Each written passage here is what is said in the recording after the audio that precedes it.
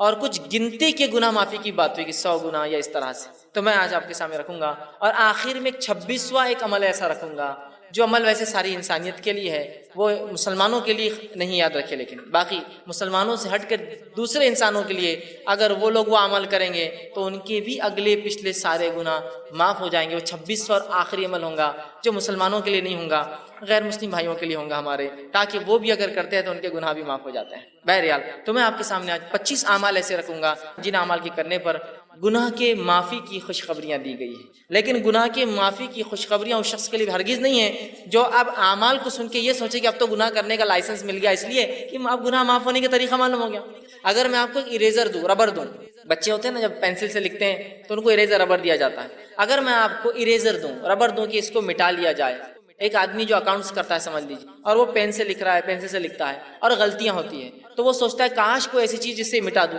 اب میں اس کو اریزر دے رہا ہوں کہ بھائی میرے اگر کچھ غلطی ہو تو اریزر سے مٹا لیا کرو۔ اب اس نے کیا سمجھا معلوم آپ کو؟ اریزر جب آ گیا اس کے بعد اس کو لگا کہ اب غلطیاں کرنا چاہیے، اس لیے کہ اریزر ہاتھ میں آ گیا ہے، جبکہ اریزر ربر اس لیے دیا گیا تھا غلطی ہو جائے تو مٹا لو۔ تو توبہ اور استغفار اس لیے نہیں ہے کہ آپ گناہ کریں ہم اور توبہ کریں، وہ اس لیے کہ غلطیاں ہو جائے تو ہم توبہ کریں، معصیت ہو جائے تو آج جو عمل میں رکھوں گا ان کا مقصد بھی ہے جو ہو جاتے ہیں انسان ہونے کے ناطے اس کو کیسے مٹایا جائے ان گناہوں کو۔ آئیے سب سے پہلا عمل قرآن سے کچھ 5 عمل رکھوں گا اور 20 باتیں جو حدیث سے میں رکھوں گا جو میں ملتی ہے۔ پہلا عمل جو ہم کو کرنا ہے جو گناہوں کو مٹا دیتا ہے، جس کے تعلق سے اللہ رب العزت نے قرآن نے فرمایا ہے، اور وہ سورہ جو ہے انفال سورہ نمبر 8 آیت نمبر 20 میں اللہ نے فرما رکھا ہے، وہ ہے اللہ کا تقوی اختیار کرنا۔ اللہ کا تقوی اختیار کرنا ایک ایسا عمل ہے جس سے اللہ رب العزت چاہے انسان کتنے ہی گناہ کرے ان گناہوں کو دھو دیتا ہے، گناہوں کو مٹا دیتا ہے، گناہوں کو صاف کر دیتا ہے۔ اللہ رب العزت فرماتا ہے سورہ انفال سورہ نمبر 8 آیت نمبر 20 کے اندر کہتا ہے، یا ایھا الذین آمنوا ان تتقوا اللہ یجعل لکم فرقانا ویکفر عنکم سیئاتکم ویغفر لکم واللہ ذو الفضل العظیم۔ دیکھیے اللہ رب العزت نے کیا فرمایا اور کہا، یا ایھا الذین آمنوا، اے وہ لوگوں جو ایمان لائے ہو، تم اگر اللہ کا تقوی ڈر اختیار کرو گے، اللہ کا پاس و لحاظ اختیار کرو گے تو ہم تمہیں ایک فرق کرنے والی چیز عطا کریں گے، فرقان عطا کریں گے، فرق کرنے والی چیز عطا کریں گے۔ وَيُكَفِّرْ عَنْكُمْ سَيِّئَاتِكُمْ، اور تم سے تمہارے گناہوں کو معاف کر دیں گے، وَيَغْفِرْ لَكُمْ، اور تمہاری مغفرت کر دیں گے، وَاللَّهُ ذُو الْفَضْلِ الْعَظِيمِ، اور اللہ بہت بڑے فضل کا مالک ہے۔ تو دیکھیے جو تقوی اختیار کرتا ہے، اللہ کا تقوی کا معنی ہوتا ہے پاس و لحاظ رکھنا، عام معنی ڈر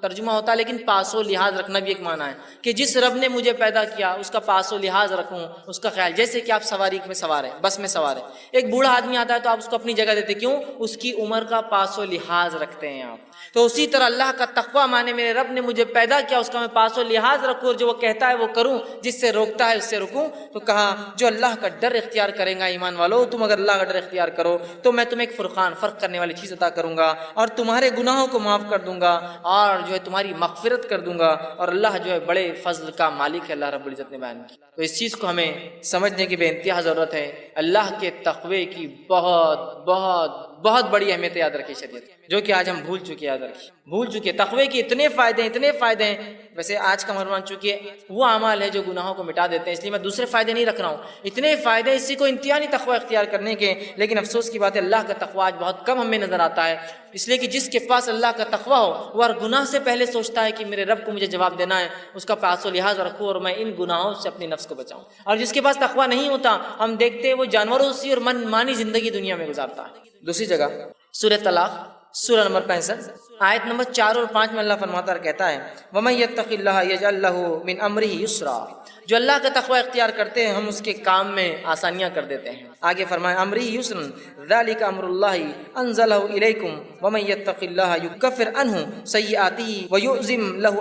أَجْرًا۔ دیکھیے اللہ کیا فرماتا ہے اگلی آیت میں کہ جو اللہ کا ڈر پاس و لحاظ اختیار کرتا ہے اللہ اس کے معاملات آسان کر دیتا ہے۔ اور اللہ رب العزت آگے فرما رہا ہے کہ اللہ نے جو ہے تمہارے طرف ایک اپنا ایسا حکم اتارا ہے کہ اگر اس حکم کے مطابق تم تقوی اختیار کرو تو اللہ تمہارے گناہوں کو جتنے سیئات ہیں اس کو معاف کر دے گا، اور اللہ تعالیٰ بہت بڑے اجر دینے پر قادر ہے، بہت بڑے اجر کا مالک ہے۔ تو یہاں بھی دیکھیے تقوی اختیار کریں گے تو معافی کی بات ہوئی، ہمارے گناہوں کو مٹا دینے کی بات ہو رہی ہے۔ تو سب سے پہلا کام مجھے اور آپ کو جو کرنا ہے وہ اللہ کا تقوی اختیار کرنا ہے، اس لیے کہ اس کے بہت سارے فائدے ہیں۔ نبی اکرم صلی اللہ علیہ وسلم جو خطبہ حاجہ پڑھتے ہیں، اس خطبہ حاجہ میں یہ آیت آپ بار بار جو ہے تلاوت کیا کرتے تھے، جو میں نے بھی خطبے کے ابتدا میں پڑھی یا ایھا الذین آمنوا اتقوا اللہ وقولوا قولا سدیدا، اے وہ لوگوں جو ایمان لائے ہو سیدھی اور سچی بات کرو، یصلح لکم اعمالکم، اللہ تمہارے اعمال کی اصلاح کرے گا، ویغفر لکم ذنوبکم، تمہارے گناہوں کو معاف کرے گا۔ تو یہاں بھی دیکھیے اللہ رب العزت نے فرمایا کہ یا ایھا الذین آمنوا اتقوا اللہ، اے وہ لوگ جو ایمان اللہ کا تقوی اختیار کرو،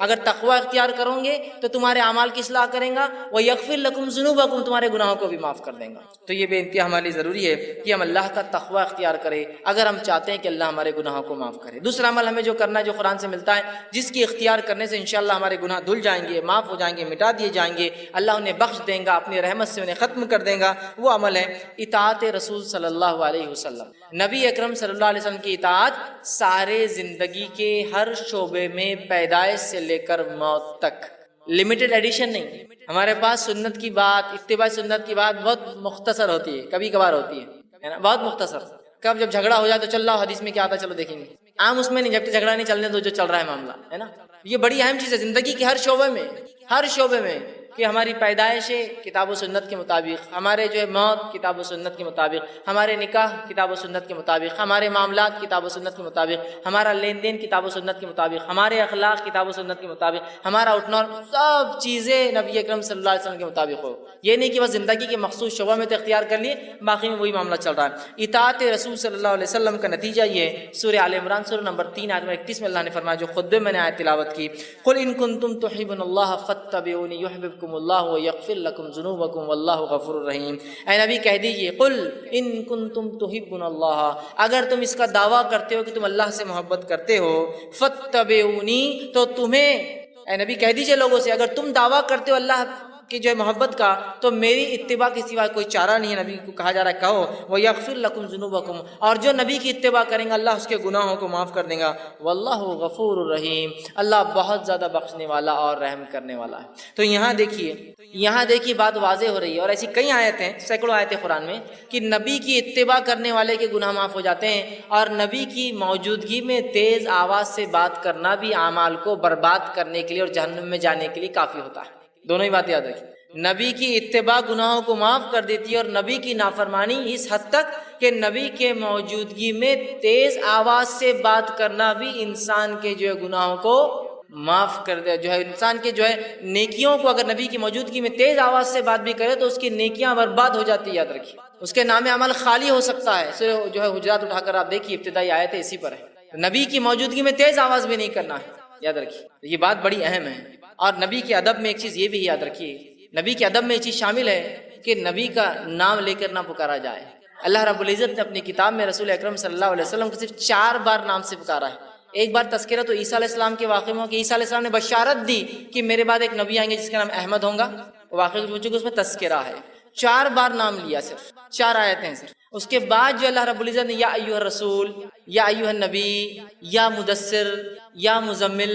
ہے نا، نام لیا۔ ادب ہے، ان لوگوں کو غور سے سننا چاہیے جو دھڑلے سے چلا کر یا محمد یا محمد کتنی بار بول رہے ہیں، یہ ادب ہے نبی کا، اور پتہ نہیں گا رہے ہیں اس کو، اور پتہ نہیں گانے میں 1000 بار وہ نام آ رہا ہے۔ نبی اکرم صلی اللہ علیہ وسلم کا نام آنے پر آپ پر درود بھیجنا ہم پر واجب ہے۔ تو اللہ عزت کر رہا ہے اپنے نبی کی، اور اللہ نے نام بہت مختصر 4 ہی بار لیا صرف اپنے نبی کا، یہ ادب ہے نبی کا، یاد رکھیں۔ صحابہ بھی اللہ کے رسول صلی اللہ علیہ وسلم کو نام سے نہیں پکارتے تھے، یہ بات سن۔ تو اطاعت رسول اتنی اہم چیز ہے کہ اطاعت کرو گے جنت میں جاؤ گے، گناہ معاف ہوں گے، اطاعت نہیں کرو گے، صرف نبی کی موجودگی میں تیز آواز بھی کرو گے تو اپنے نام عمل کو جو ہے خالی پاؤں گے روز قیامت نیکیوں سے۔ تو نبی کی اطاعت، فرما برداری، یہ بڑی اہم چیز ہے۔ صحیح بخاری کی روایت ہے، نبی اکرم صلی اللہ علیہ وسلم نے فرمایا، کہا کل امتی یدخلون الجنۃ الا من ابا،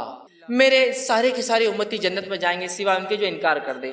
سوال ہوا، پوچھا گیا، قیل من ابا یا رسول اللہ، اے اللہ کے رسول صلی اللہ علیہ وسلم کون انکار کریں گا جنت میں جانے سے؟ فرمایا، قال من اتانی دخل الجنہ، جس نے میری اطاعت کی وہ جنت میں جائیں گا، ومن عصانی فقط ابا، جس نے میری نافرمانی کی اس نے خود جنت سے انکار کر دیا دنیا کے اندر۔ بڑی اہم باتیں یاد رکھیے، تو ہم اطاعت رسول کو اپنے اوپر لازم جان لیں اور ہر زندگی کے شعبے میں یاد رکھیں۔ تیسرا وہ کام جس کے کرنے سے انشاءاللہ اللہ ہمارے گناہوں کو معاف کریں گا، ہم کو پاک کر دیں گا، صاف کر دیں گا، وہ ہے کبیرہ گناہوں سے اپنی نفس کو بچانا۔ قرآن میں اللہ رب العزت فرماتا ہے، سورہ نساء سورہ نمبر 4 آیت نمبر 31 میں، اور کہا ان تجتنبوا کبائر ما تنہون عنہ نکفر عنکم سیئاتکم وندخلکم مدخلا کریما، کہ اللہ فرماتا ان تجتنبوا کبائر،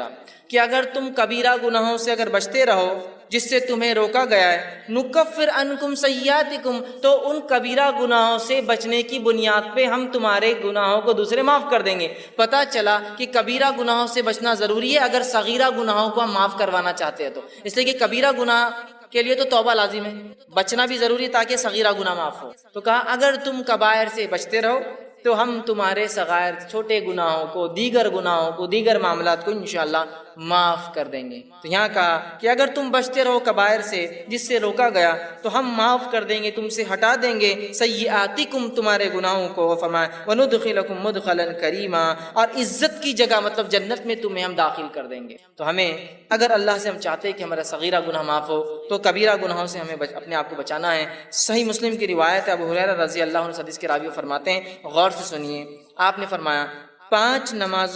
نمازیں جمعہ سے لے کر جمعہ تک اور رمضان سے لے کر رمضان تک، مطلب ایک نماز سے دوسری نماز، ایک جمعہ سے دوسرا جمعہ، ایک رمضان سے دوسرے رمضان تک، آپ فرما رہے ہیں رمضان المبارک تک اپنے درمیانی گناہ جو وقفے میں ہوتے ہیں ان کو معاف کروا دیتے ہیں، مطلب ایک نماز سے دوسری نماز کی جو گناہ ہوتا ہے وہ معاف کروا دیتی ہے۔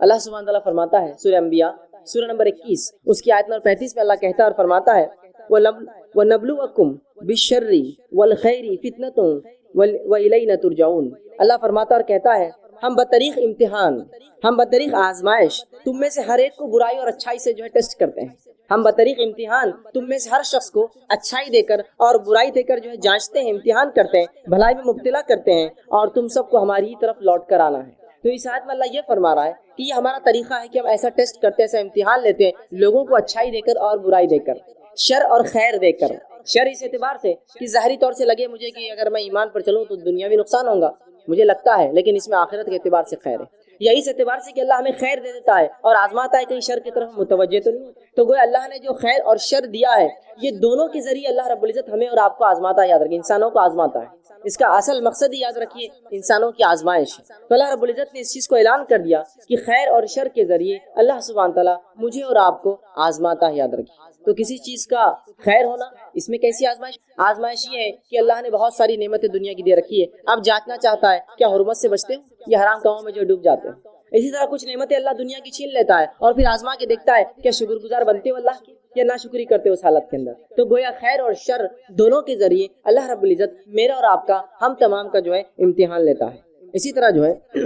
جب اللہ رب العزت مومنوں کو لیکن آزماتا ہے، ان کا ٹیسٹ لیتا ہے، تو یاد رکھیے اس آزمائش کا بدلہ بھی دیتا ہے۔ صرف آزمائش ہی نہیں کہ ہمیں صرف ٹیسٹ کیا جائے، آزمایا جائے، بلکہ اس آزمائش کا ہمیں بدلہ ملتا ہے۔ اور نبی اکرم صلی اللہ علیہ وسلم فرماتے ہیں، صحیح مسلم کی حدیث ہے، بہت زبردست حدیث ہے، یاد رکھیے اس بات کو آپ سمجھیے، حدیث میں جو بیان کی جا رہی ہے تو انشاءاللہ عزیز ہر آدمی جس حالت میں ہے اللہ کا شکر ادا کرے گا اور خوش زندگی گزارے گا، افسوس زدہ نہیں ہوگا، پریشان نہیں ہوگا، جس طرح سے آج ہم چھوٹی چھوٹی مصیبتوں پر پریشان ہوتے ہیں۔ آئیے سنیے نبی اکرم صلی اللہ علیہ وسلم کیا فرماتے ہیں۔ آپ صلی اللہ علیہ وسلم ایک مجلس میں بیٹھے تھے، صحابہ آپ کے اطراف تھے، آپ مسکرائے، صحابہ نبی اکرم صلی اللہ علیہ وسلم کو دیکھتے رہے کہ آپ مسکرائے۔ جب آپ کا مسکرانا ختم ہوا تو اللہ کے رسول نے پوچھا کیا تم مجھ سے پوچھو گے نہیں میں کیوں مسکرایا؟ کیا مجھ سے سوال نہیں کرو گے کہ میں اچانک کیوں مسکرایا؟ تو کہ اللہ کے رسول بتا دیجیے آپ کیوں مسکرائے؟ تو کہا میں اس لیے مسکرایا، اور آپ نے فرمایا کہ مومن کا معاملہ بڑا عجیب ہے، اس معاملے پہ مجھے مسکرانا آیا، میں ہنس پڑا۔ یقین اللہ کے رسول صلی اللہ علیہ وسلم خیخے مار کر نہیں ہنستے تھے، صرف مسکراتے تھے۔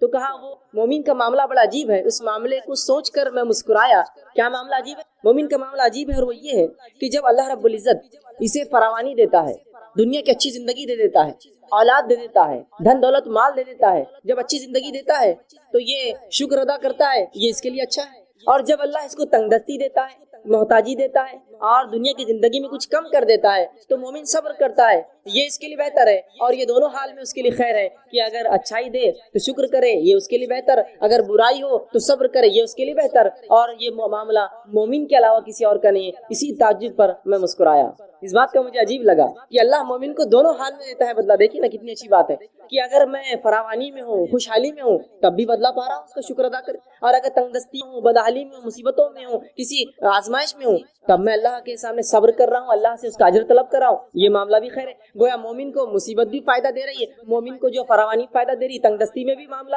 جو ہے جس کو میں عام زبان میں کہوں گا کہ چیت بھی اور پٹ دونوں بھی آئے، مومن کی جیت ہے، برے حالات آئے تو بھی اس کو فائدہ، اچھے حالات آئے تو بھی اس کو فائدہ، شکر ادا کرے اچھے حالت میں اللہ بدلہ دے گا، صبر کرے برے حالت میں اللہ بدلہ دے گا۔ تو مومن کا معاملہ عجیب ہے، رسول اللہ نے فرمایا، اور یہ معاملہ آپ نے حدیث میں فرمایا صرف اور صرف مومن کا ہے، مومن کے علاوہ یہ معاملہ کسی کا بھی نہیں، یاد رکھیں کسی اور کا نہیں ہے مسئلہ، صرف ہمارا معاملہ ہے جو ایمان کا دعویٰ کرتے ہیں، دونوں حال میں خوش ہوتے ہیں، دونوں حال میں بدلہ پاتے ہیں۔ اسی طرح جامع ترمذی کی روایت ہے، آپ صلی اللہ علیہ وسلم فرماتے ہیں جب مومن کو اللہ آزماتا ہے تو کیا ملتا ہے اس کے بدلے، سنیے آپ صلی اللہ علیہ وسلم فرماتے ہیں آزمائش مومن پر آتی رہتی ہے، آزمائش مومنوں پر آتی رہتی ہے، اور ان کی جان میں آتی، ان کے مال میں آتی، مال میں مصیبت آتی ہے، دھن دولت لٹ گیا، تجارت ڈوب گئی، آگ لگ گئی، فلاں مسئلہ ہو گیا، لٹ گیا، تجارت اچانک ٹھپ ہو گئی، کم ہو گئی، تو یہ مال میں کمی، یا اناج اگا نہیں، کھیتی باڑی خراب ہو گئی، یہ مال میں کمی۔ اور کبھی اولاد سے آزماتے ہیں کہ اولاد دیتے ہیں کبھی چھین لیتے ہیں، دیتے ہیں تو معذور دیتے ہیں، پیدا ہوتی ہے تو کبھی مر جاتی ہے، یا کسی کو دیتے نہیں، اولاد میں آزمائش ہے۔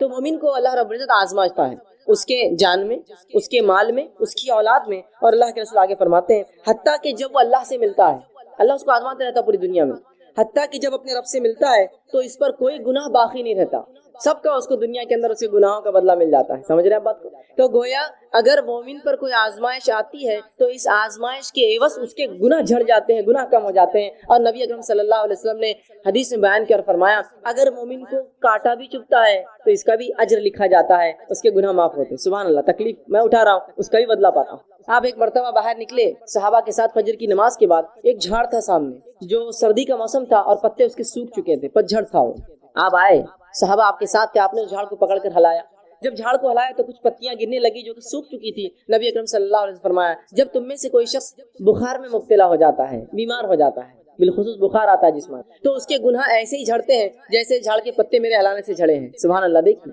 تکلیف آزمائش ہے، آزمائش پہ صبر کر رہا ہے تو بدلہ بھی پا رہا ہے، اور اس حد تک بدلہ ملتا ہے کہ جامع ترمذی کی روایت کے مطابق مومن آزمایا جاتا ہے اس کے مال میں، اس کی دولت کے اندر، اس کی جان کے اندر، اس کی اولاد میں، حتیٰ کہ جب اپنے رب سے اس کی ملاقات ہوتی ہے موت کے بعد تو تب گناہوں سے بری ہوتا ہے، گناہوں سے پاک ہوتا ہے۔ اور ظاہر سی بات ہے جب انسان گناہوں سے پاک ہوگا تو اس کا ٹھکانہ میں سمجھتا ہوں سب جانتے جنت کے علاوہ کچھ نہیں ہو سکتا۔ تو آپ دیکھ رہے ہیں تو گویا آزمانا اللہ کی سنت ہے، اور آزمائش کا مومن کو بدلہ ملتا ہے۔ اچھے اگر حالات ہے تو شکر کرے، برے حالات ہے تو صبر کرے، دونوں حالات میں مومن اس کا بدلہ پاتا ہے۔ اور مومنوں کو جو آزمائشیں آتی وہ ایسا بدلہ دیتی ہے کبھی کبھار کہ وہ اتنا آزمایا جاتا ہے کہ روز قیامت اس پر کوئی گناہ باقی نہیں رہتا، وہ بالکل جو ہے اللہ کے سامنے ایسا حاضر ہوتا ہے کہ وہ جو ہے بالکل گناہوں سے پاک اور جو ہے صاف ہوتا ہے۔ تو گویا مومن پر جو بھی مصیبتیں آفتیں آتی ہیں اللہ رب العزت اس کا بدلہ بھی دیتا ہے۔ اب اللہ رب العزت کس کو آزماتا ہے یہ بات بھی اب جان لیں۔ کبھی کبھار ہوتا ہے اگر کوئی آزمائش میں مبتلا ہو جائے تو ہم کہتے ہیں ہاں بڑا بات کر رہا تھا، دین کی بڑی بات کر رہا تھا، فلاں دیکھو پھنس گئے نا، دیکھو مصیبت آئی نا۔ جب ہمارے جیسے تھے تو اچھی زندگی گزار رہے تھے، خامخواہ ایمان کی باتیں کر رہے تھے، خامخواہ اپنے آپ کو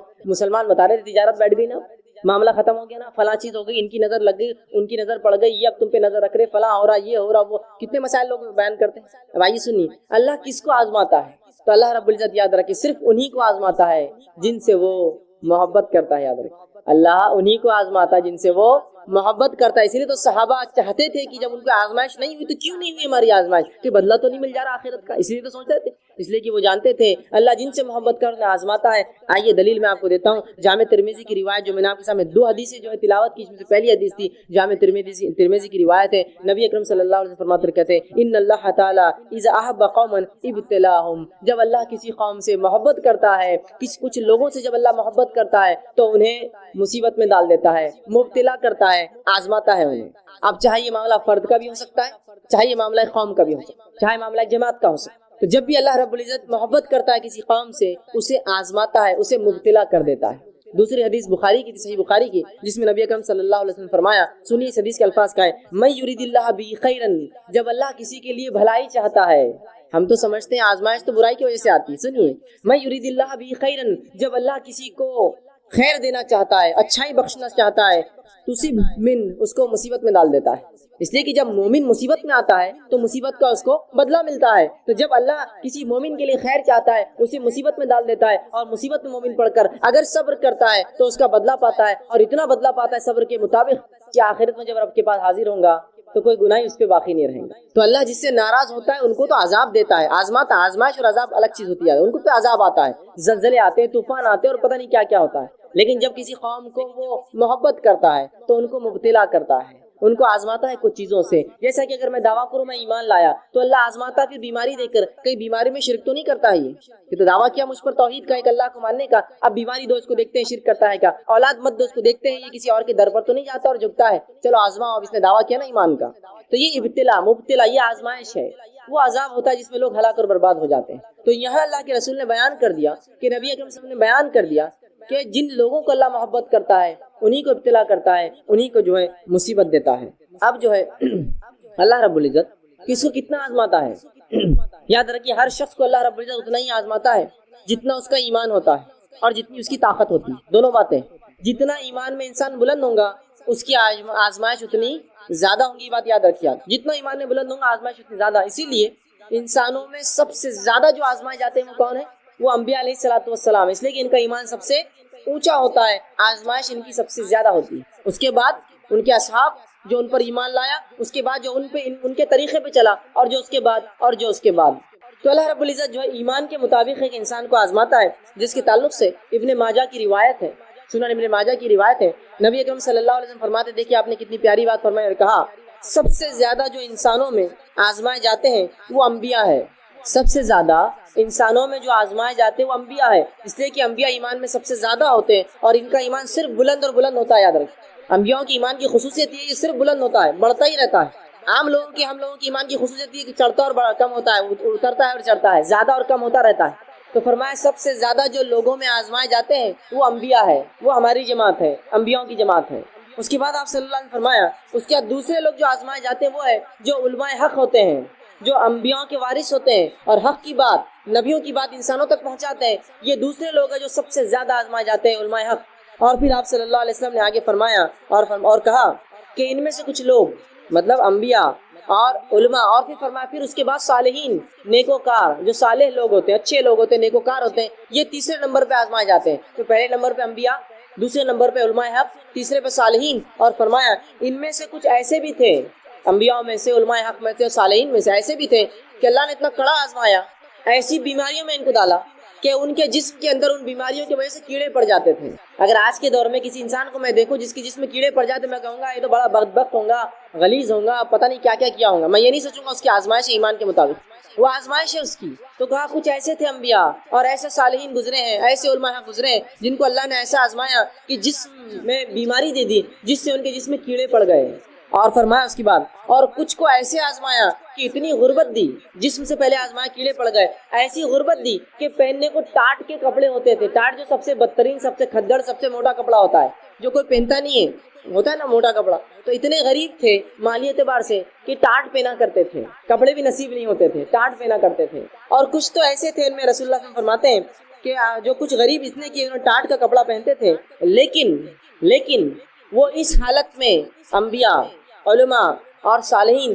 اس حالت میں اتنے خوش تھے جتنے تم اچھی حالت میں بھی خوش نہیں رہتے ہو. یہ انبیاء, صالحین, علماء ایسی حالت میں جب جسم میں کیڑے پڑ گئے ہیں, پہننے غربت سے کپڑے تک نہیں ہیں, اتنے خوش تھے کہ تم مست حالت میں, اچھی حالت میں بھی جتنے خوش نہیں ہوتے ہو, یہ اس سے زیادہ خوش تھے یہ لوگ. تو پتہ چلا انبیاء علیہ الصلوۃ والسلام, علماء حق اور نیکوکاروں کا اللہ آزماتا ہے, اور یہ آزمائش میں ان کے لیے مزہ ہے, لطف ہے. اس لیے کہ رسول اللہ نے بیان کر دیا تم جتنے اچھی حالت میں خوش نہیں ہوتے ہو, یہ اس سے زیادہ اس حالت میں خوش تھے جب انہیں اللہ رب العزت نے آزمایا. تو آزمائش یاد رکھیے اللہ انہی کے ساتھ کرتا ہے جن سے محبت کرتا ہے. ہر آزمائش کے بدلے بدلہ, انسان کو بدلہ ملتا ہے, اجر ملتا ہے, اور جتنا زیادہ ایمان اتنی زیادہ آزمائش اور اتنا زیادہ بدلہ بھی ملتا ہے. جیسے کہ نبیوں میں جن کو اللہ نے بیماری سے آزمایا, ان میں ایوب علیہ السلام ایک بہت زبردست مثال ہے. نبی اکرم صلی اللہ علیہ وسلم فرماتے ہیں ایوب علیہ السلام 18 سال بیمار رہے, اس حد تک بیمار ہوئے کہ جسم سڑ چکا تھا بیماری سے, اور تمام خاندان کے افراد بھاگ گئے تھے چھوڑ کر, سوائے بیوی کے